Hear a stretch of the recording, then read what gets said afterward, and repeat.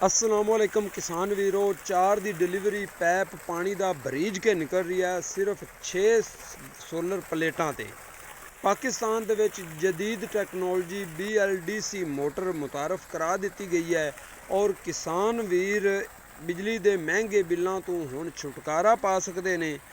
ਅਗਰ ਤੁਹਾਡਾ ਵੀ ਜ਼ਮੀਨ ਦਾ ਵਾਟਰ ਲੈਵਲ 20 ਤੋਂ 25 ਫੁੱਟ ਹੈ ਤੇ ਤੁਸੀਂ ਵੀ ਇਹ ਪੰਪ ਲਗਵਾ ਸਕਦੇ ਹੋ। ਇਹ ਵੇਖੋ 20 ਫੁੱਟ ਜਨਾਬ ਖੂਹ ਬਣਿਆ ਹੋਇਆ ਹੈ, ਵਿੱਚ ਜਨਾਬ 4 ਦਾ ਪੰਪ ਰੱਖਾ ਹੋਇਆ ਹੈ ਔਰ 4 ਦੀ ਡਿਲੀਵਰੀ ਬਰੀਜ ਕੇ ਨਿਕਲ ਰਹੀ ਹੈ।